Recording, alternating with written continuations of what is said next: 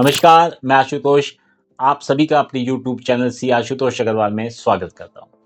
आज के वीडियो में मैं आपको बताने जा रहा हूँ फसई के बारे में, जिसमें आपको मैं बताऊंगा कि अगर आप अपना मोबाइल फ़ोन या ईमेल आईडी अगर आप एक्सेस नहीं कर पा रहे हैं, तो आप अपना पासवर्ड वगैरह कैसे उसको रिट्राइव कर पाएंगे, कैसे अपनी डिटेल को रिट्राइव कर पाएंगे।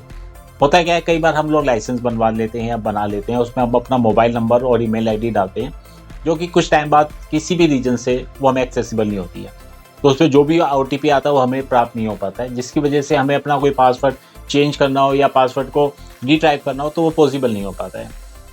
तो उसके लिए क्या करना होता है कि हमें अपने मोबाइल नंबर को, अपनी ईमेल आईडी को अपडेट करवाना होता है। पर बिना लॉगिन किए हम कैसे अपडेट कराएंगे? सबसे बड़ी समस्या तो इसी बात की है कि ना तो हमें ओटीपी मिल पा रहा है और ना ही हम अपने जो भी हमारा एग्जिस्टिंग मोबाइल नंबर है या ईमेल आईडी है, ना ही हम उसको अपडेट कर पा रहे हैं। तो हमें क्या करना पड़ेगा? ऐसी स्थिति में तो हमारा जो लाइसेंस है वो ख़राब हो जाएगा। हम कोई अपनी मॉडिफिकेशन नहीं कर पाएंगे, या कोई डिटेल अगर हमें उसमें से निकालनी है या हमें कुछ भी करना है वो हम नहीं कर पाएंगे, ना ही हम अपनी रिटर्न फाइल कर पाएंगे। तो ये तो बड़ी समस्या हो जाएगी और हमारा कुछ टाइम बाद हमारा या तो लाइसेंस ख़राब हो जाएगा या वो इन एग्जिस्टेंस में आ जाएगा। तो अब हम कैसे इसको रिट्राइव करें, कैसे हम अपना मोबाइल नंबर को चेंज करें, कैसे हम अपनी ईमेल आईडी को चेंज करें? उसके लिए food safety and standard authority of India ने एक हमें ऑपरेटिंग प्रोसीजर दिया हुआ है, जिसमें क्या करना होता है कि अगर आप मान लीजिए आपका मोबाइल नंबर या ईमेल आईडी एक्सेस नहीं हो रहा है, तो हमें उसके लिए एक एप्लीकेशन तैयार करनी पड़ती है। उस एप्लीकेशन में हमें ये बताना होता है कि हमारा जो ईमेल आईडी है या फ़ोन नंबर है वो क्यों नहीं एक्सेसिबल हो पा रहा है। दूसरा, हमें अपने कुछ इंफॉर्मेशन डालनी पड़ती है, जैसे जो भी हमारे ऑथराइज्ड सिग्नेटरी होते हैं फसई में, उनका आधार कार्ड की कॉपी, उनके वोटर आई कार्ड की कॉपी और वो सब हमें अटैच करनी पड़ती है। इसके अलावा जो सबसे इम्पोर्टेंट चीज़ है वो ये है कि हमें जो भी हमारा सर्टिफिकेट होता है फसई का, जो हमें इशू है, उसकी कॉपी भी हमें साथ में अटैच करनी होती है। तो हमें इन सब चीज़ों का ध्यान रखना होता है। मैंने अपनी वीडियो में नीचे डिस्क्रिप्शन बॉक्स में स्टैंडर्ड ऑपरेटिंग प्रोसीजर की कॉपी डाल दी है। उसके अलावा एक छोटा सा फॉर्मेट भी मैंने शेयर किया है जो आप लोगों के काम आएगा। आप इजीली इस फॉर्मेट में अपने जो भी चेंजेस करने हैं करके उसको आप यूज़ कर सकते हैं। इसके बाद आपने जब एप्लीकेशन बना लिया, ये एप्लीकेशन आपकी लेटर हेड में होनी चाहिए और प्रॉपर्ली साइन होनी चाहिए ऑथराइज्ड सिग्नेचरी के। जब आपने ये सब तैयारी कर ली है, आपने सारी इन्फॉर्मेशन कर ली है, आपने अपना सपोर्टिंग डॉक्यूमेंट भी ले लिया है और उसके बाद आपको सबमिट करना पड़ता है। तो कहाँ पे सबमिट करना पड़ेगा?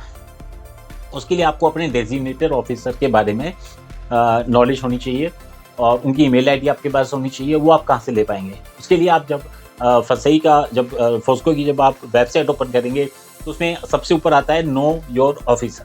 तो उसमें आपको अपने स्टेट का नाम, अपने डिस्ट्रिक्ट का नाम, ये सब डालना होगा और उसके बेस पे आपके पास अपने लिस्ट ऑफ डेजिग्नेटेड ऑफिसर्स आ जाएंगे। उनकी मेल आईडी वहाँ पे मेंशन होगी। उन मेल आईडीज़ पे आपको अपनी एप्लीकेशन को भेजना है और जब एप्लीकेशन भेज देंगे along with all supporting document सबसे इंपॉर्टेंट डॉक्यूमेंट है आपका आधार कार्ड की कॉपी, वोटर आई कार्ड की कॉपी उन पर्सन की जो कि आपके ऑथराइज्ड सिग्नेटरी हैं फसई में। उसके अलावा आपकी फसई सर्टिफिकेट, वो दो चीज़ आपको इम्पोर्टेंटली लगानी होंगी। और जब आप इसको मतलब भेज देंगे मेल को, उसके कुछ दिनों बाद उनका रिप्लाई आएगा।